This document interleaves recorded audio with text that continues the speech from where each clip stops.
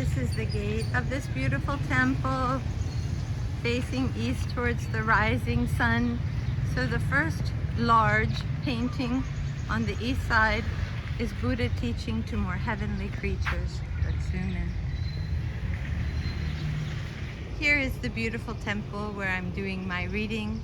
The sun is rising over here to the right, and there's Lord Sakyamuni preaching to the Bodhisattvas around the temple, all these beautiful statues, this beautiful color theme.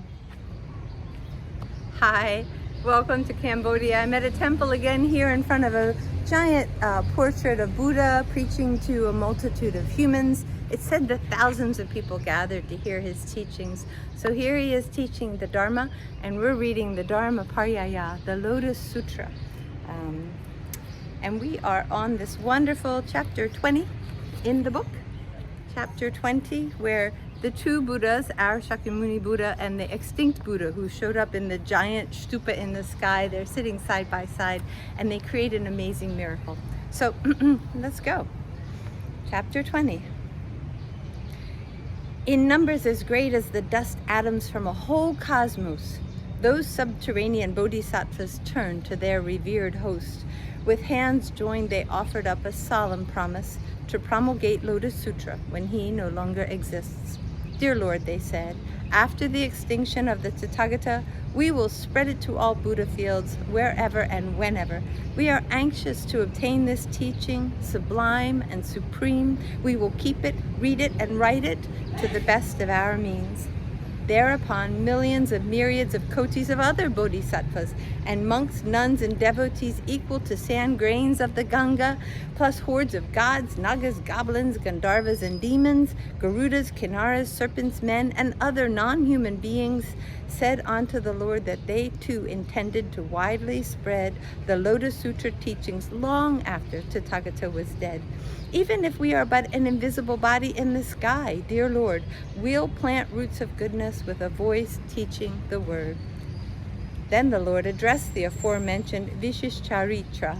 Remember, he was the disciplined leader of many well-conducted bodhisattva mahasattvas. Yes, Vishishcharitra, you should do this for the sake of righteousness, for the sake of Dharma Pariyaya. Tathagata brought you to ripeness. Then Lord Sakyamuni and Prabhutaratana smiled at each other, stuck their tongues out so far they reached the world of Brahma.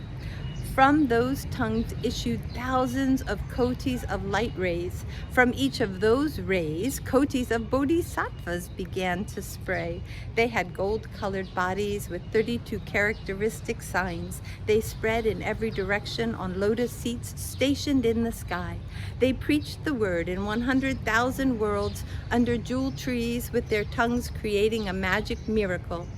That magical effect lasted a full 1,000 years, a millennium, until simultaneously the two seated leaders pulled their tongues back in, making a great noise suddenly, with a thunderous snapping sound that was heard by everybody.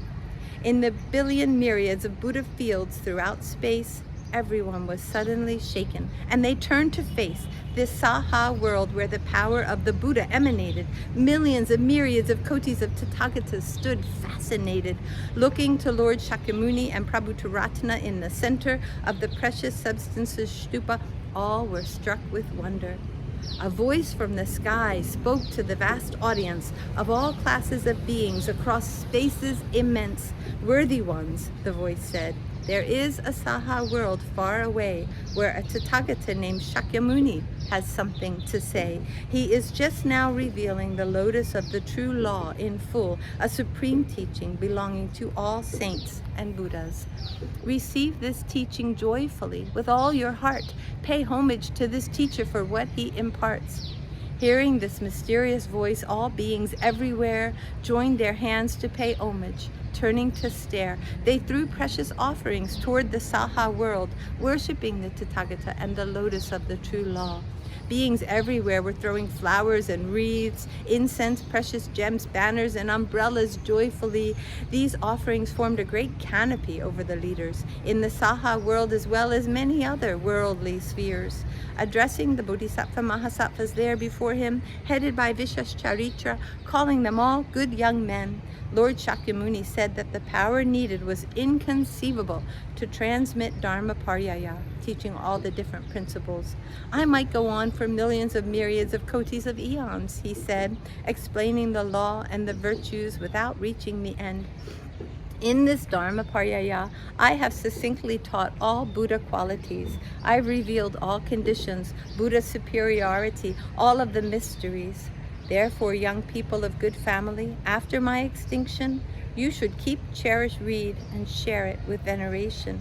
Wherever this Dharma Paryaya should be made known, whether read, written, studied, expounded, or meditated upon, whether at home, in the wilderness, or under a tree, in a town, a caravan, a palace, or in a monastery, such a spot is a terrace of enlightenment. Build a stupa to those who moved forward the wheel, the Tathagatas. And I hope that you know peace, peace, peace.